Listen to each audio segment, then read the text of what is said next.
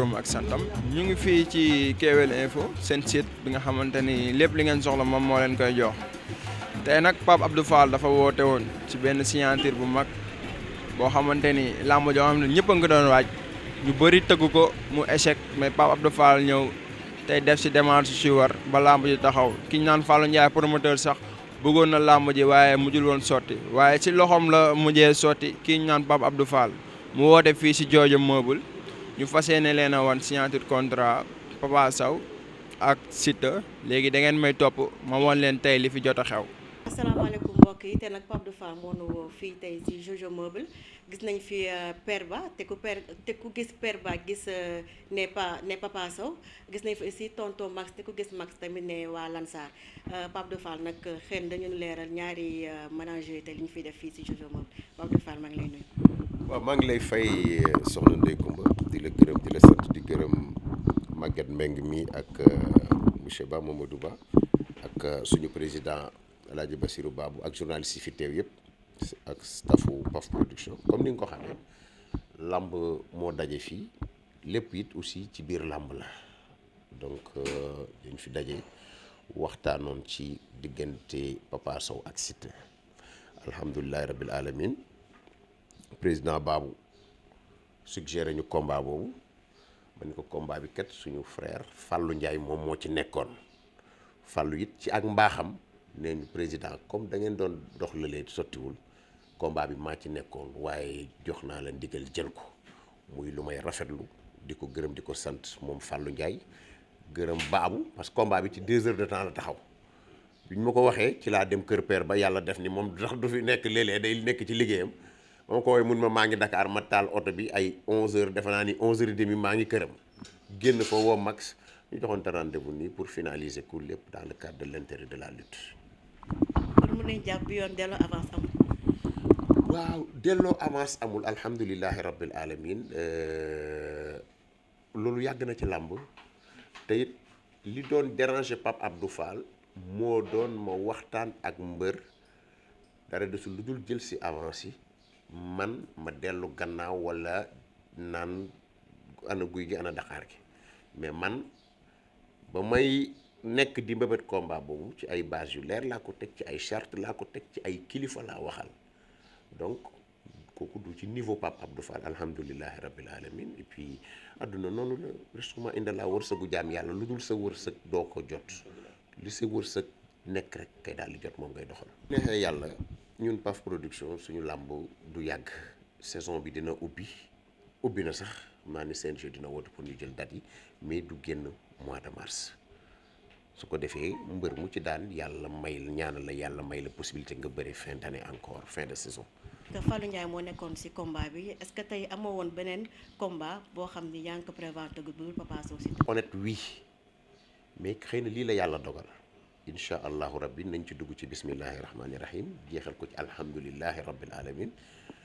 ma di ko remercier waat parce que jàppale na ma en passant maa ngi nuyu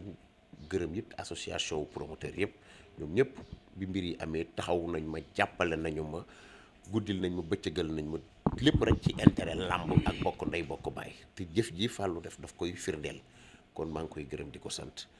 di ñaan it ñu dugg ci lii rek ci bismillahi rahmaani rahim yeggale ci alhamdulilahi rabbil alamin yàlla may ñu leneen ci fin de saison bi.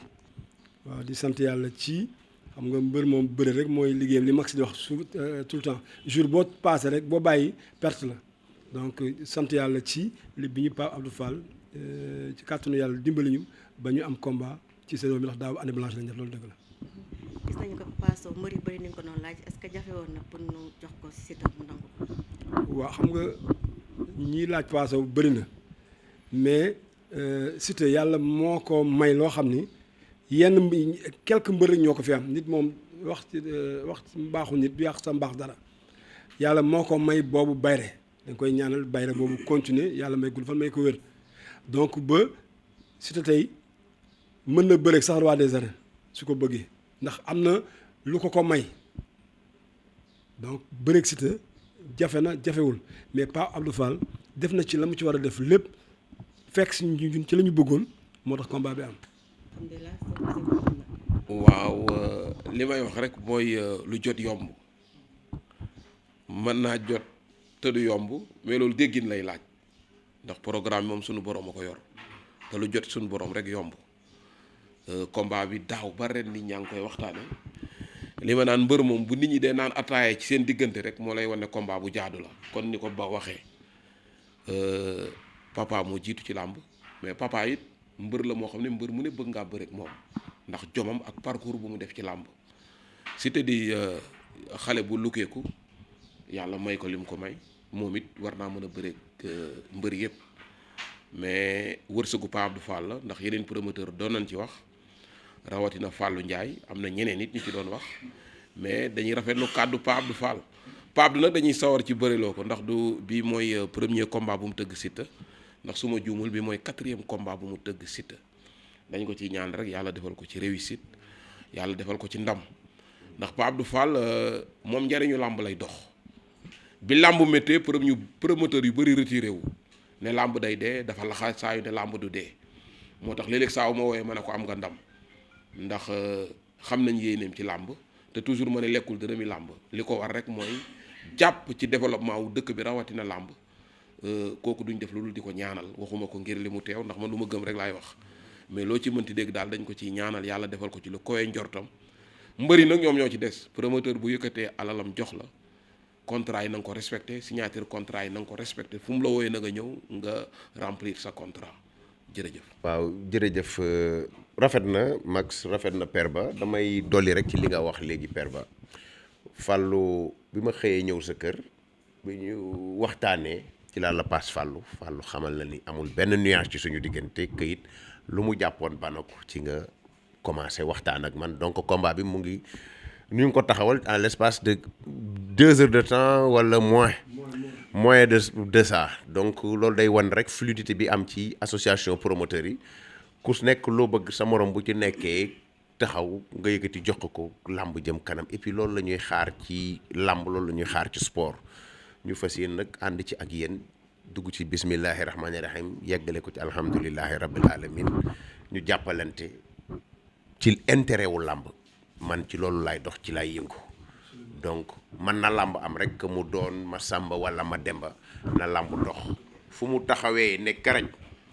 moi je ferai tout bu ma yàlla dimbalee ba ñu yëngal su ko defee te li ma leen di wax na ngeen ko xool làmb bii bu yëngoo nii yeneen yi ci des yëpp day daal di yomb incha allahu rabbi yàlla na ko yàlla mottali jërë ngeen jëf yéen itam jërëjëf Max Père Max jërëjëf